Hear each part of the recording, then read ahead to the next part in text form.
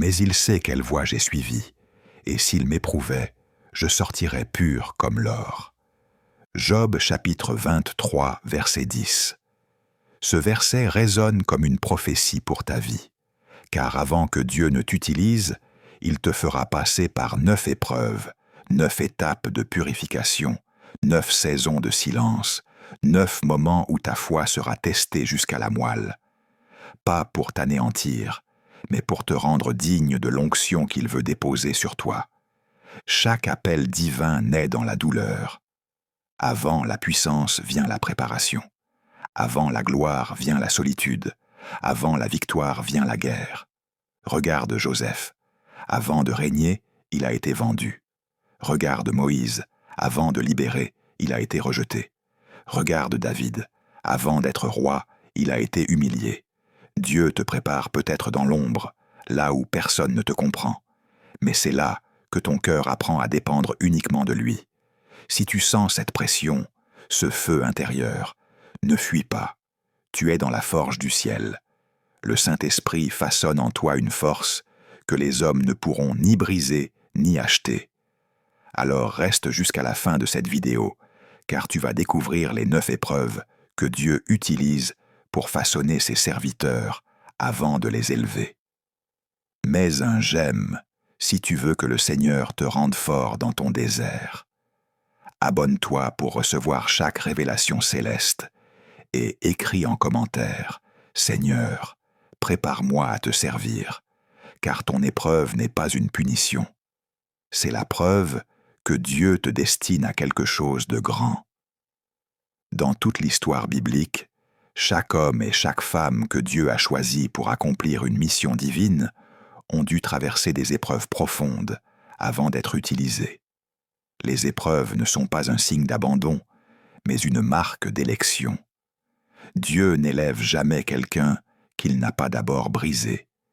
Il n'envoie jamais un soldat au combat avant de l'avoir formé dans la solitude. Dans le livre de Deutéronome, chapitre 8, verset 2, il est écrit « Souviens-toi de tout le chemin que l'Éternel, ton Dieu, t'a fait faire pendant ces 40 années dans le désert, afin de t'humilier et de t'éprouver pour savoir ce qu'il y avait dans ton cœur. » Le désert est donc une école spirituelle, où Dieu te dépouille de tout ce qui t'empêche de dépendre totalement de lui. Abraham a dû quitter sa terre natale sans savoir où il allait. Joseph a connu la trahison de ses frères. David a dû fuir dans les cavernes. Et même Jésus, avant le ministère, fut conduit par l'Esprit dans le désert pour y être tenté pendant 40 jours. L'épreuve fait partie du processus. C'est là que Dieu sépare ceux qui veulent le servir pour leurs intérêts de ceux qui veulent obéir à sa volonté. Le feu de l'épreuve révèle ce qui brûle en toi, la chair ou la foi. Si Dieu t'éprouve, c'est qu'il t'aime. Et s'il t'aime, c'est qu'il veut faire de toi un instrument pur, prêt à manifester sa gloire dans ce monde. Lorsque Dieu te choisit, il ne te couronne pas immédiatement. C'est là, dans les douleurs du silence et les contradictions de la vie, que ton âme apprend à ressembler à Jésus. Voici les 9 épreuves que Dieu utilise pour façonner ceux qu'il veut élever.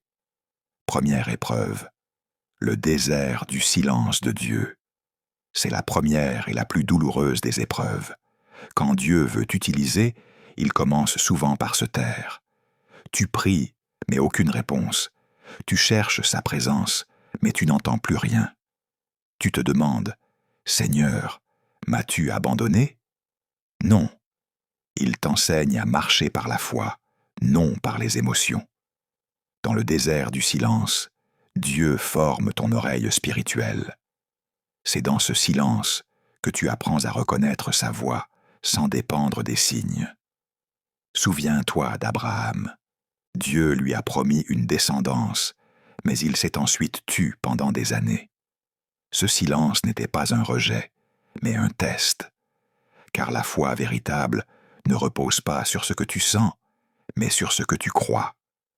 Le silence de Dieu est une école où ton cœur apprend à lui faire confiance, même quand tout apparaît vide. Si tu supportes cette épreuve, tu entres dans une intimité profonde avec lui. Car c'est là que tu découvres que sa présence ne dépend pas du bruit, mais de la foi. Comme Job, tu finiras par dire « Mon oreille avait entendu parler de toi, mais maintenant mon œil t'a vu. » Deuxième épreuve, la solitude du choix divin. Quand Dieu t'appelle, il t'isole. Ce n'est pas une punition, c'est une séparation. Il t'arrache à certaines personnes, à certaines habitudes, à certaines influences, parce qu'avant de t'élever, il doit te purifier de tout ce qui t'éloigne de lui. Moïse a passé 40 ans seul dans le désert de Madian, avant que Dieu ne l'envoie devant Pharaon. Joseph a été séparé de sa famille avant de devenir gouverneur. David a été oublié dans les champs avant d'être oint roi. Dieu travaille dans la solitude. C'est là qu'il t'apprend à dépendre uniquement de sa présence et non de l'approbation des autres. Si tu refuses cette solitude, tu risques de ne jamais connaître la profondeur de ton appel. L'isolement n'est pas un rejet, c'est un rendez-vous avec le divin.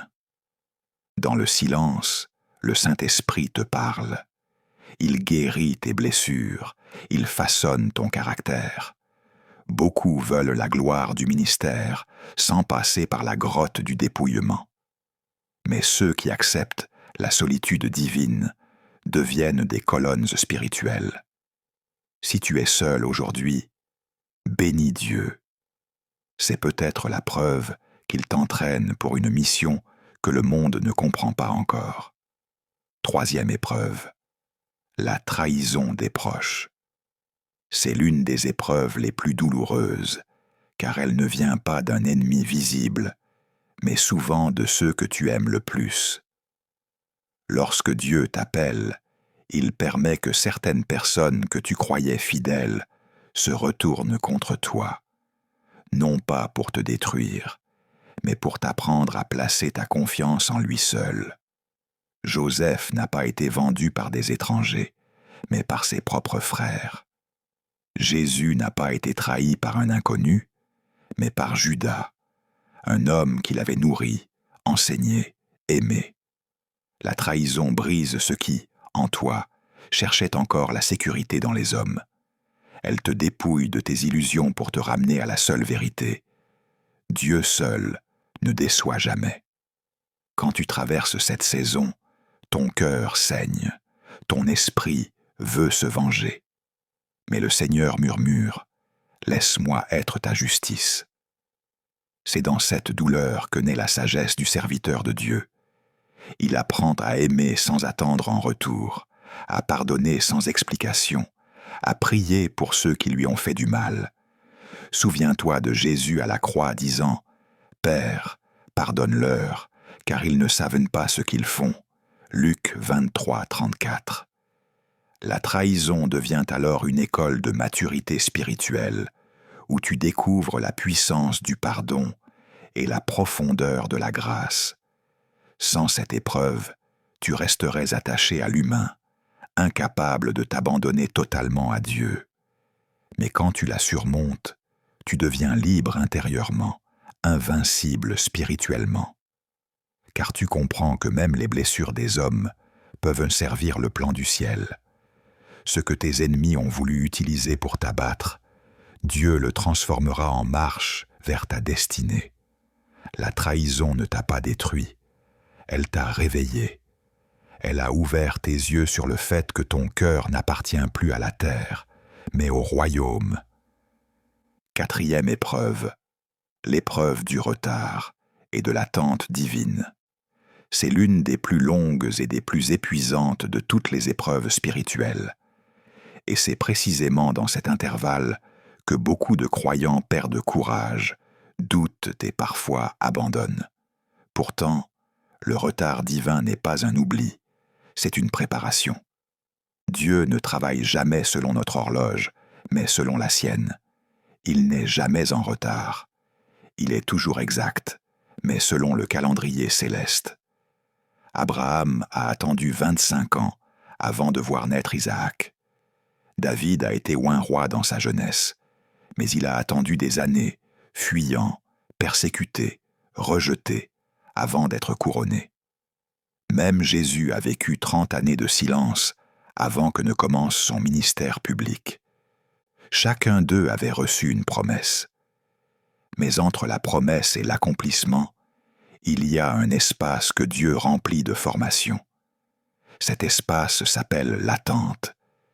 C'est dans l'attente que Dieu teste ta fidélité. Ce n'est pas difficile de louer quand tout va bien, mais il faut une foi profonde pour continuer à louer quand rien ne bouge. Dans ces moments, Dieu observe ton attitude. Il veut savoir, resteras-tu fidèle même si je tarde? Poursuivras-tu la prière même si la réponse n'arrive pas? Garderas-tu ton intégrité même si la porte semble fermée? L'attente n'est pas un vide, c'est un champ d'entraînement spirituel. C'est là que tu apprends la patience, la persévérance et l'obéissance. Souviens-toi du peuple d'Israël. Ce qui devait être un court voyage vers la terre promise a duré 40 ans. Pourquoi? Parce que Dieu n'était pas pressé de les amener à destination.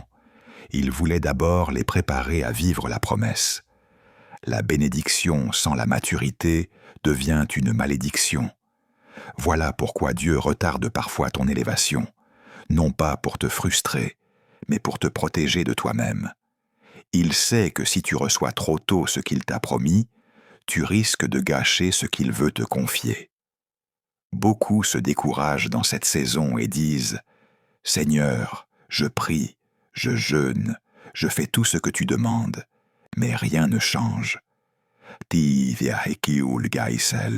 Et le ciel répond doucement « Ce n'est pas le moment, mon enfant. Je prépare ton cœur, car la promesse que j'ai pour toi est plus grande que tu ne l'imagines. » Quand Dieu semble lent, c'est qu'il travaille sur des choses invisibles, ton caractère, ta foi, ton humilité. Le retard n'est pas un refus, c'est un réglage divin. Rappelle-toi que Dieu avait aussi promis à Noé un déluge avant même qu'il ne pleuve sur la terre.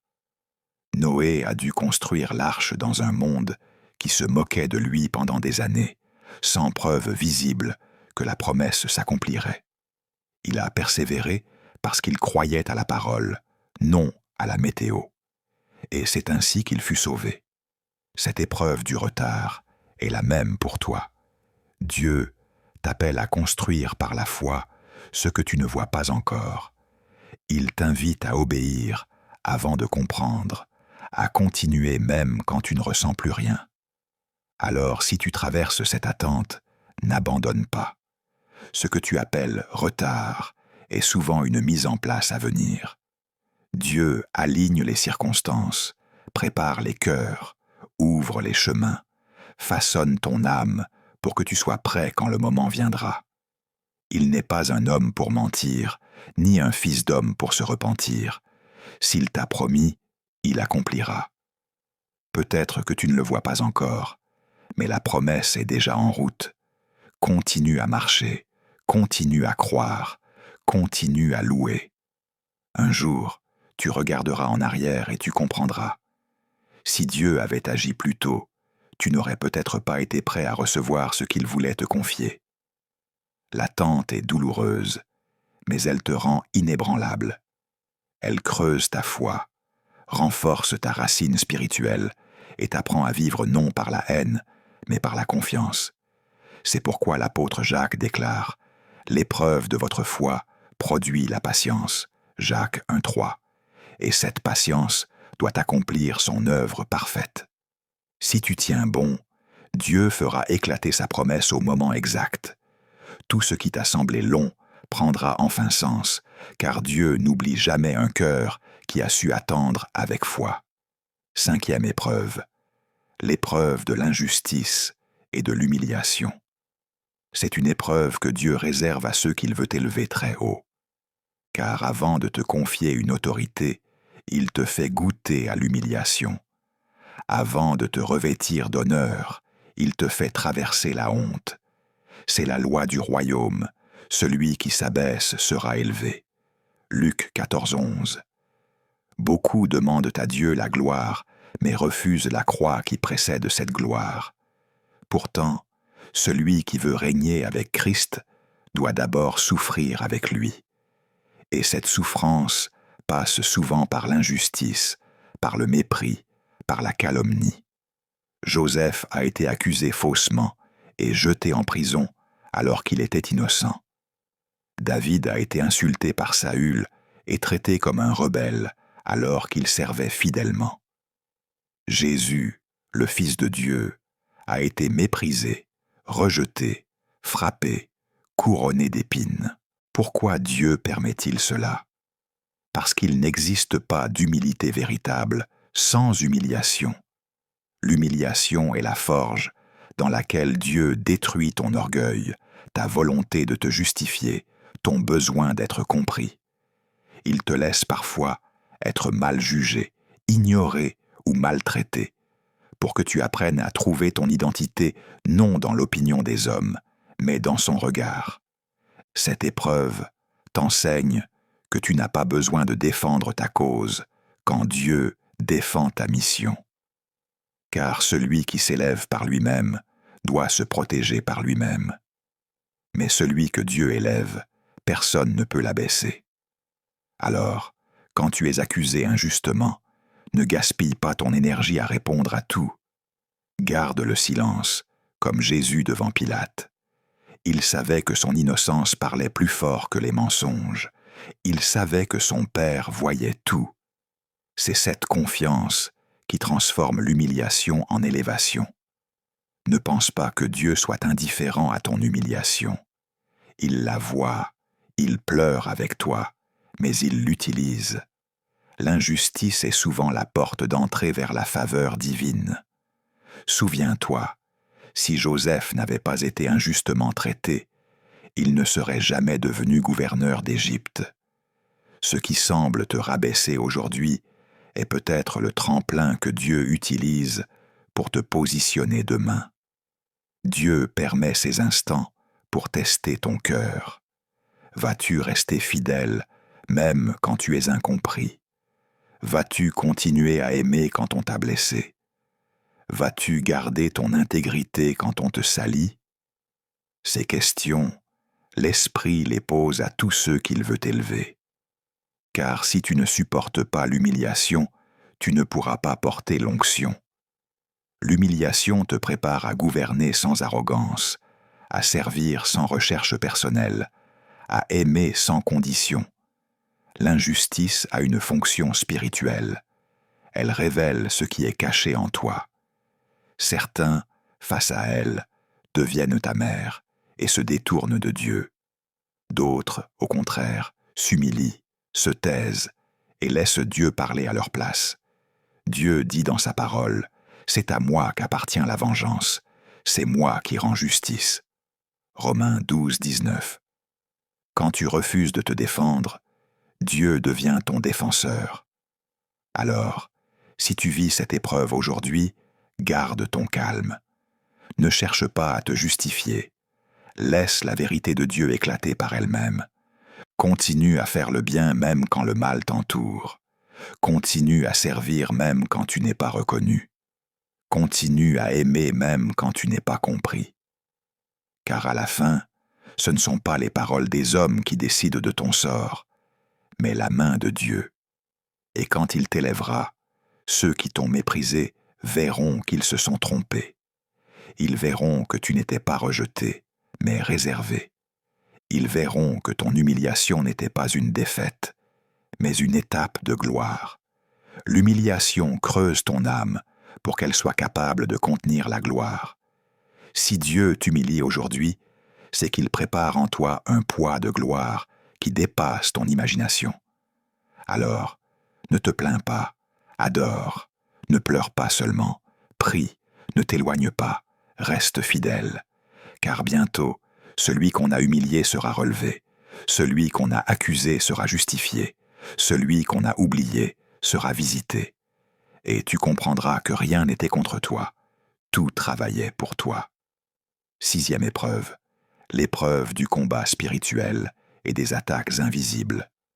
Quand Dieu t'appelle à un grand destin, les ténèbres se lèvent contre toi. Le diable ne s'attaque pas à ceux qui ne menacent pas son royaume. Plus ton appel est grand, plus les combats seront intenses. Il essaiera de t'épuiser, de te troubler, de semer le doute, la peur et la confusion. Il utilisera des attaques invisibles, pensées oppressives, découragement soudain, attaques dans le sommeil pour t'empêcher d'avancer. Mais ne l'oublie jamais, ce n'est pas toi qu'il combat, c'est ce que Dieu a déposé en toi. Et s'il s'acharne avec autant de rage, c'est qu'il a vu ce que tu ne vois pas encore. Regarde Jésus après son baptême. Avant d'entrer dans le ministère, il fut conduit par le Saint-Esprit dans le désert pour y être tenté par Satan.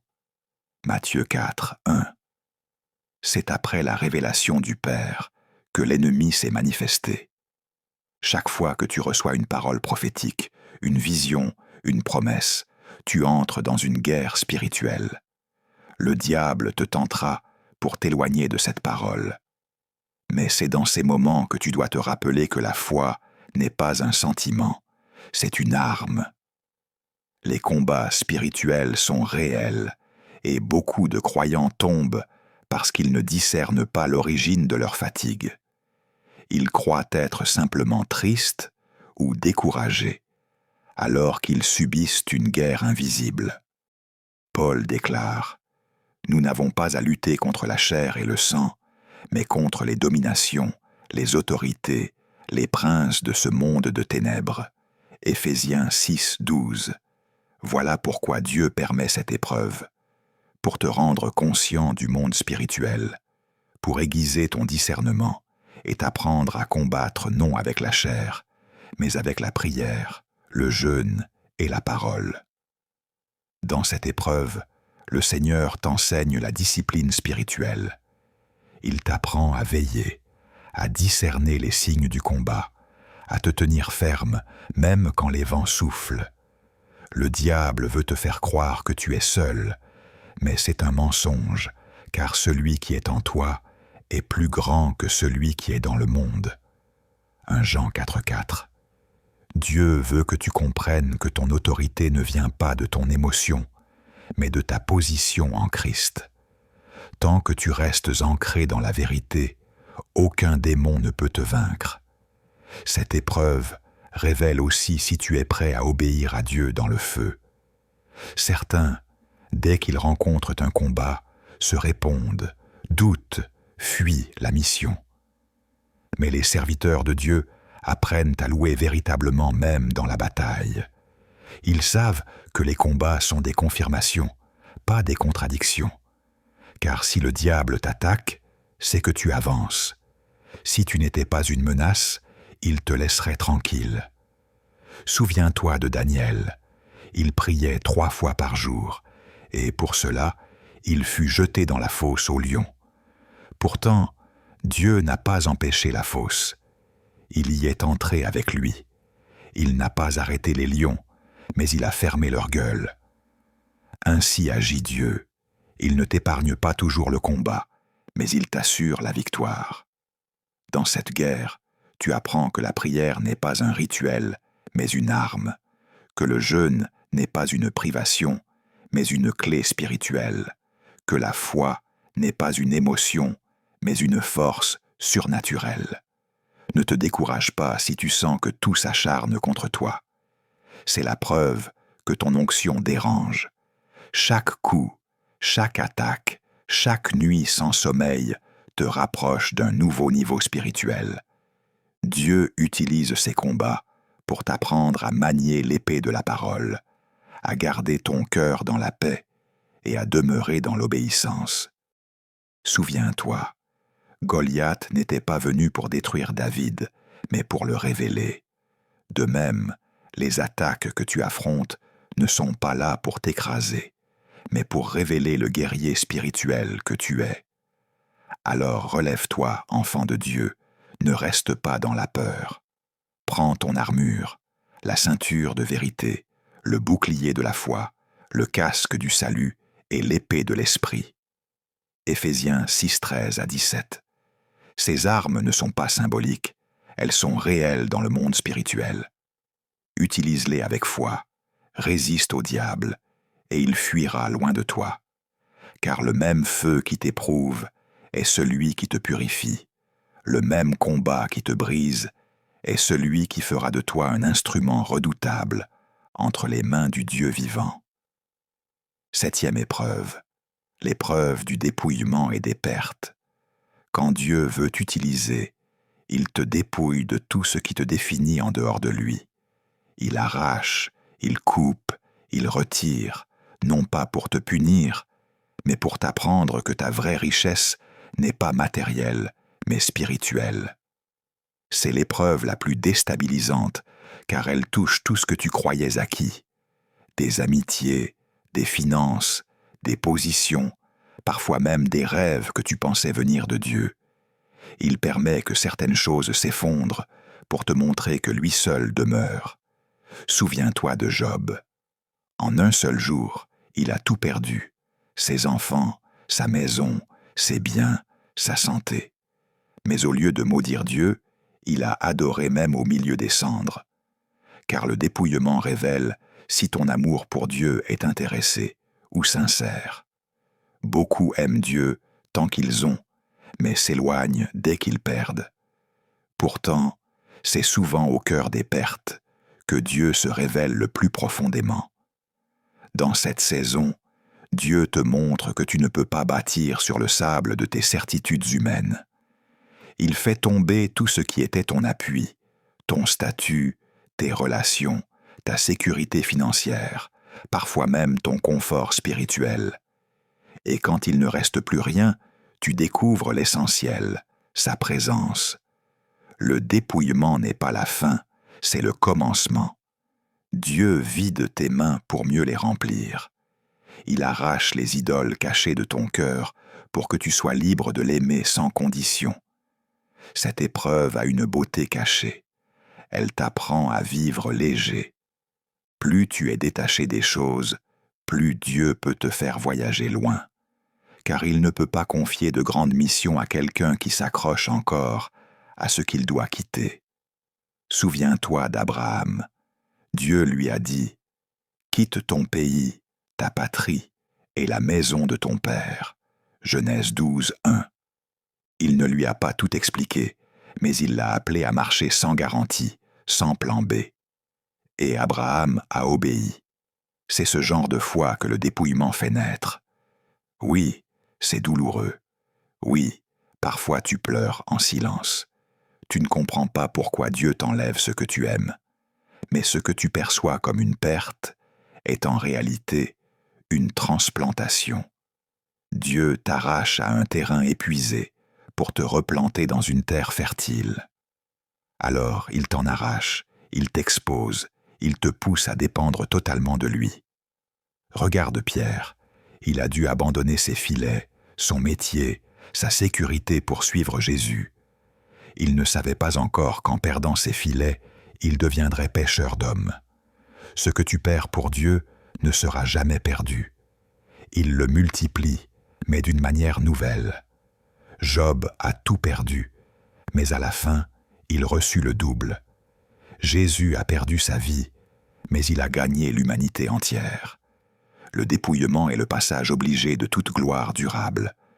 Quand tu traverses cette épreuve, l'ennemi te murmure « Tu as tout perdu, Dieu t'a abandonné. » Mais le Saint-Esprit te répond « Non, c'est maintenant que Dieu te prépare. » Il veut que tu apprennes à dire comme l'apôtre Paul « J'ai appris à être content dans l'état où je me trouve. » Le dépouillement te libère du besoin d'avoir pour être. Il te ramène à ton identité première, enfant du roi, héritier du royaume. Alors, ne pleure pas seulement sur ce que tu as perdu. Lève les yeux vers ce que tu es en train de devenir, car celui que Dieu dépouille aujourd'hui, il le revêtira demain. Celui qu'il vide maintenant, il remplira de sa gloire. Ne crains pas ce que Dieu retire. S'il l'enlève, c'est que tu n'en as plus besoin pour la mission qui t'attend. Et quand viendra la restauration, tu comprendras que le dépouillement n'était pas une défaite, mais une purification. Ce que tu croyais perdu n'était que le prix de ton élévation. 8e épreuve, l'épreuve du feu intérieur, la purification du cœur et de la foi. C'est l'épreuve la plus intime, celle que personne ne voit, mais que Dieu observe avec une précision absolue. Le feu intérieur, c'est cette saison où Dieu ne touche plus tes circonstances, mais ton cœur. Il commence à purifier tes intentions, tes pensées, tes motivations les plus cachées. C'est une épreuve silencieuse, mais brûlante. Tu peux continuer à servir, à prier, à chanter, mais en toi, quelque chose est en train de mourir, ton orgueil, ta vanité, ta volonté propre. Car Dieu ne partage pas sa gloire avec la chair. Avant de t'utiliser puissamment, il doit purifier ce qu'il y a de plus profond en toi. Dans le livre de Malachie 3.3, il est écrit « Il fondra et purifiera l'argent ». Ce feu n'est pas la mort de ta foi, c'est sa transformation. Dieu retire le feu de ton émotion pour te donner le feu de sa vérité. Ce n'est plus toi qui veux faire pour lui, c'est lui qui commence à faire à travers toi. Le feu intérieur brûle tout ce qui était humain pour révéler ce qui est divin. Souviens-toi de Pierre. Après avoir juré fidélité à Jésus, il l'a renié 3 fois. Et pourtant, c'est dans ce moment de honte et de brisement total que Dieu a commencé à le transformer. Jésus ne l'a pas rejeté. Il l'a regardé avec amour, et ce regard a fait fondre le cœur de Pierre. Ce jour-là, il a cessé d'être un disciple impulsif pour devenir un apôtre brisé et fortifié. Le feu intérieur, c'est le regard de Dieu sur toi quand tout ton système religieux s'effondre et que tu comprends que tu ne tiens debout que par sa grâce. Dans cette épreuve, Dieu t'apprend à ne plus chercher à plaire, mais à être vrai. Il t'apprend à aimer sans condition, à pardonner sans réserve, à obéir sans négociation. Il t'enlève les masques, il te vide de tes ambitions. Il t'enseigne à dire « non pas ma volonté, mais la tienne ». Luc 22,42. Le feu intérieur ne détruit pas, il purifie. Il fait de toi un vase d'or dans les mains du potier. Dieu ne te confiera jamais une grande mission si ton cœur n'a pas été testé dans ce feu. Il veut s'assurer que ton amour pour lui est plus fort que ton amour pour la reconnaissance, la réussite ou l'influence. Il veut savoir si tu le servirais encore, même s'il ne t'exauçait jamais.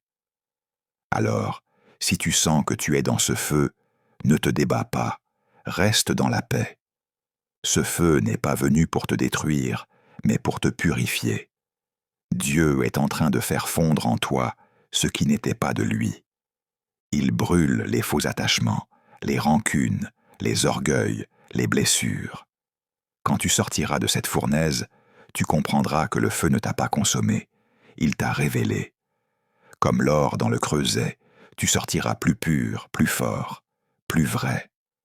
Le feu intérieur est le dernier passage avant la gloire.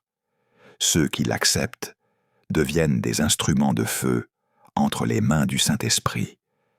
Car quand ton cœur est purifié, Dieu peut faire couler sa puissance sans déformation.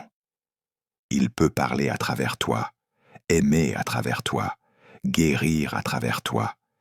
Et tu découvriras alors que le feu qui t'a brûlé hier est le même feu qui t'éclaire aujourd'hui. Ce feu intérieur est la signature de ce que Dieu appelle à manifester sa gloire. 9e épreuve, l'épreuve où la foi est prouvée.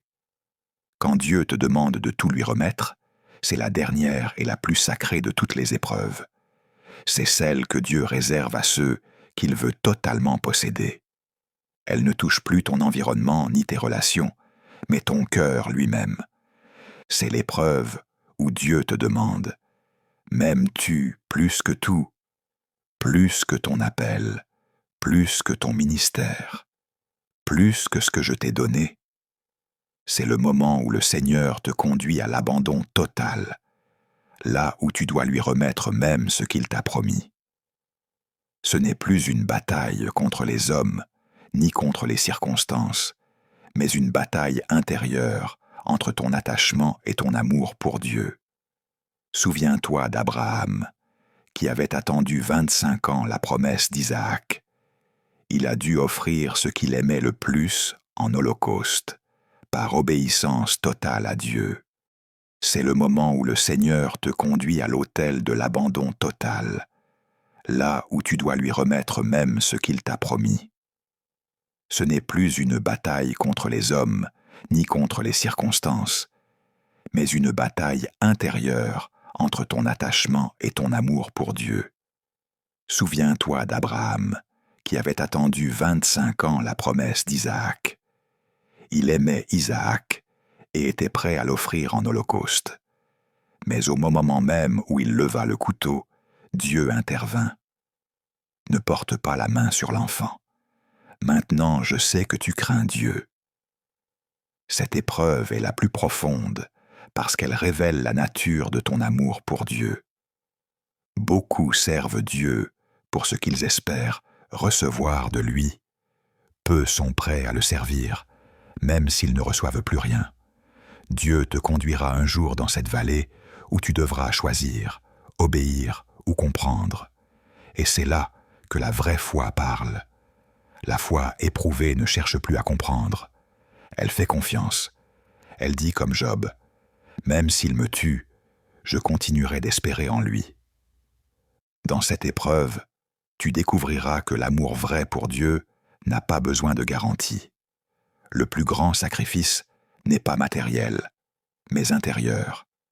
Lui remettre ton contrôle, ton avenir, tes plans, tes désirs, même ton ministère. Il t'amènera à l'endroit où tu ne possèdes plus rien, mais où tu as tout, car tu as sa présence. Ce n'est plus toi qui vis, c'est Christ qui vit en toi. Et c'est à ce moment-là que Dieu commence réellement à t'utiliser. Tout homme ou femme que Dieu a puissamment utilisé a traversé cette épreuve. Moïse a dû renoncer à être prince d'Égypte pour devenir simple berger avant de libérer un peuple. Élie a dû se cacher au torrent de Kérit avant de voir tomber le feu du ciel. Paul a perdu sa réputation, son statut, ses privilèges pour suivre le Christ. Tous ont dû tout remettre, et c'est dans cette perte totale qu'ils ont découvert la puissance totale de Dieu. Cette épreuve est un autel. Dieu t'y amène pour te faire mourir à toi-même. Tu y laisseras ta volonté, ton ego, ton orgueil, ton besoin d'être vu. Il t'y brisera non pour te détruire, mais pour te reconstruire selon sa forme. C'est là que tu comprends ce que Jésus voulait dire. Si quelqu'un veut venir après moi, qu'il renonce à lui-même, qu'il se charge de sa croix et qu'il me suive. Matthieu 16, 24. Le renoncement n'est pas une perte, c'est une libération. Tu ne seras jamais plus fort que le jour où tu ne t'accrocheras plus à rien. Quand tu passes cette épreuve, le diable ne sait plus comment t'atteindre, car un cœur totalement abandonné à Dieu devient intouchable. Tu n'as plus peur de perdre, car tu as déjà tout donné. Tu n'as plus peur du futur, car il est déjà entre ses mains. Tu n'as plus besoin d'être approuvé, car tu sais que ton nom est écrit dans le ciel. C'est la liberté la plus pure, celle que seuls les brisés connaissent. Dieu t'amène là non pour te dépouiller de tout, mais pour te confier tout. Quand Abraham a levé le couteau, il n'a pas perdu Isaac. Il a gagné une alliance éternelle. Quand toi aussi tu abandonnes ce que tu aimes le plus, Dieu le ressuscite sous une forme plus grande. Car tout ce que tu lui remets par amour, il le sanctifie, le multiplie et le restaure. Ne crains pas cette épreuve, Si Dieu t'y conduit, c'est qu'il te juge digne. Il veut te faire entrer dans un niveau de communion où ta vie ne t'appartient plus, mais lui appartient entièrement. C'est là que le Saint-Esprit te parle non plus comme à un serviteur, mais comme à un ami. C'est là que tu portes sa gloire sans la profaner, et c'est là que ton appel prend sa véritable dimension. Une fois que tu as tout remis, Dieu peut tout te confier. Et ce jour-là, tu comprendras que le sommet de la foi n'est pas d'obtenir, mais de renoncer, que la vraie grandeur n'est pas d'être puissant, mais d'être entièrement à lui.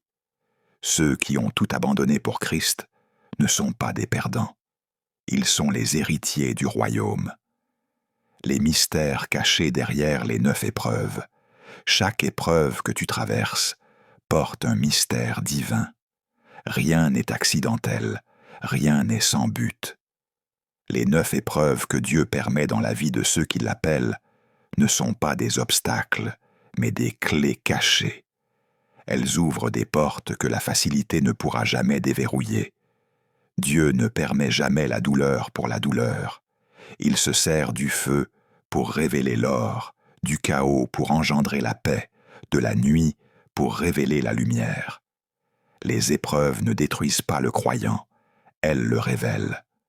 Dans le silence, il t'apprend à entendre sa voix. Dans la solitude, il t'enseigne à te suffire de sa présence. Dans la trahison, il t'apprend à aimer sans condition. Dans l'attente, il t'enseigne la patience divine. Dans l'injustice, il t'entraîne à marcher dans l'humilité. Dans le combat spirituel, il t'équipe à manier les armes célestes. La transformation, la paix et la puissance. Quand tu vis réellement cette transformation, 2 choses naissent en toi. La paix et la puissance. La paix parce que tu as appris à faire confiance à Dieu, même dans l'inconnu. Et la puissance parce que rien ne peut plus t'effrayer. La paix est le signe de ceux qui ont compris que tout est sous contrôle divin. La puissance, elle, est la conséquence de cette paix. Car là où il y a la paix, il y a la présence. Et là où il y a la présence, il y a la victoire. Philippiens 4,7 dit « La paix de Dieu, qui surpasse toute intelligence, gardera vos cœurs et vos pensées en Jésus-Christ. » Cette paix n'est pas naturelle, elle est surnaturelle. Elle est le fruit du feu que tu as traversé. Tu ne l'as pas apprise dans un livre, mais dans la douleur. Et cette paix devient ton armure. Dieu veut maintenant que tu serves avec ce que tu as appris. Le monde a besoin de croyants qui ont survécu à la fournaise et qui peuvent dire « J'ai connu le feu, mais il ne m'a pas brûlé ». C'est ainsi que tu deviens un instrument du Saint-Esprit. Tu n'as plus besoin d'attendre la faveur des hommes. Tu portes déjà la marque du ciel. Tu as traversé la solitude, survécu à la trahison, enduré l'attente, subi l'injustice, affronté les combats, connu le dépouillement, ressenti le feu intérieur et vécu l'abandon total. Et tu es encore là, plus fort, plus sage, plus humble. Cette endurance n'est pas le fruit du hasard. Jacques 1,3 dit « La persévérance doit accomplir parfaitement son œuvre. » La persévérance produit la victoire dans l'épreuve, et cette victoire engendre l'espérance. Ton cœur a été transformé, tes cicatrices sont devenues des marques de gloire, et le Saint-Esprit t'appelle à te lever, à marcher avec assurance et à devenir un témoin vivant de la fidélité divine. Ne regarde plus tes épreuves comme des prisons, mais comme des portails. Chaque douleur est un passage vers une plus grande dimension de gloire. Chaque perte est une invitation à dépendre davantage de Dieu. Chaque silence est un appel à écouter sa voix dans la profondeur. Tu n'es plus en formation, tu es en mission. Tout ce que tu as enduré devient maintenant ton arme spirituelle. Ton feu devient ta lumière, ton désert devient ton autel, et ta foi devient ton héritage éternel. Ce que tu viens d'entendre n'est pas un simple enseignement, c'est un appel du ciel à comprendre que les épreuves de ta vie n'étaient pas des punitions, mais des préparations. Tout ce que tu as traversé faisait partie d'un plan divin pour t'équiper, te purifier et te rendre semblable à Christ. Tu n'as jamais été seul dans le feu. Le Dieu qui a marché avec les 3 jeunes Hébreux dans la fournaise, Daniel 3,25, marchait aussi avec toi. Il n'a pas éteint le feu, il est entré avec toi. Car ce n'est pas en te retirant de l'épreuve que Dieu prouve son amour, mais en t'accompagnant jusqu'à la victoire. Rappelle-toi, la douleur t'a enseigné la dépendance, le silence t'a enseigné la foi, la trahison t'a enseigné le pardon, le retard t'a enseigné la patience, l'injustice t'a enseigné l'humilité, le combat t'a enseigné la prière, le dépouillement t'a enseigné le détachement, le feu intérieur t'a enseigné la sainteté, et l'abandon total t'a enseigné l'amour pur. Ces 9 épreuves ont fait de toi un instrument prêt pour la gloire. Tu n'es plus celui ou celle que tu étais. Dieu t'a façonné lentement, silencieusement, mais parfaitement. Et maintenant il te dit, lève-toi, sors de la cendre, et essuie tes larmes. La saison de ta préparation touche à sa fin. L'heure de ton élévation arrive, et personne ne pourra l'empêcher. Ce que tu as semé dans la douleur, tu le récolteras dans la gloire. Je t'ai connu dans ton désert, je t'ai vu dans tes nuits, je t'ai choisi dans ton silence. Maintenant, je t'envoie. Ne regarde plus tes cicatrices comme des échecs, mais comme des preuves. Elles sont les marques de ton alliance avec Dieu. Tu n'as pas échoué, tu as été formé. Tu n'as pas été brisé, tu as été façonné. Le feu n'a pas détruit ta foi, il l'a rendue incassable. Bientôt tu comprendras que tout ce que tu as perdu était nécessaire pour découvrir ce que tu es devenu. Lève ta main là où tu es, ferme les yeux et répète cette prière avec moi. Père éternel, je t'offre tout ce que je suis. Transforme-moi, remplis-moi de ton esprit et fais de ma vie un témoignage vivant de ta fidélité. Je t'offre, Seigneur, mes douleurs, mes échecs, mes pertes et mes cicatrices. Je reconnais que chaque épreuve avait un but. Aujourd'hui, je choisis de ne plus fuir le feu, mais d'y voir ta main. Purifie-moi, Seigneur, comme l'or dans la fournaise. Remplis-moi de ton Esprit Saint et fais de moi un instrument de ta gloire. Seigneur Jésus, je te remets ma volonté, que ma vie ne m'appartienne plus, mais qu'elle soit entièrement entre tes mains. Je t'invite à régner dans mon cœur, à guider mes pas et à renouveler ma foi. Je renonce à la peur, au doute et à la tristesse, car je sais que celui qui est en moi est plus grand que tout ce qui est contre moi. Saint-Esprit, fais-moi comprendre que chaque saison a un but. Donne-moi la force de persévérer quand je ne vois rien, la paix quand tout s'effondre, et la joie quand le monde m'oublie. Que ma foi ne repose plus sur ce que je ressens, mais sur ce que tu as promis. Donne-moi la sagesse de marcher dans ton plan, même quand je ne le comprends pas encore. Seigneur, utilise ma vie pour témoigner de ta fidélité. Que ma bouche proclame ta bonté, que mes mains servent ton peuple, et que mon cœur demeure fidèle jusqu'à la fin. Au nom de Jésus-Christ, je déclare que mon désert devient un témoignage, ma douleur devient ma force, et mon feu devient ma lumière. Amen. Respire profondément et laisse la paix de Dieu descendre sur toi. Ne doute plus et ne regarde plus en arrière. Le feu t'a formé, la grâce t'a établi, et l'Esprit t'envoie. Si ce message a touché ton cœur, écris en commentaire « Seigneur, je suis prêt à être utilisé pour ta gloire ».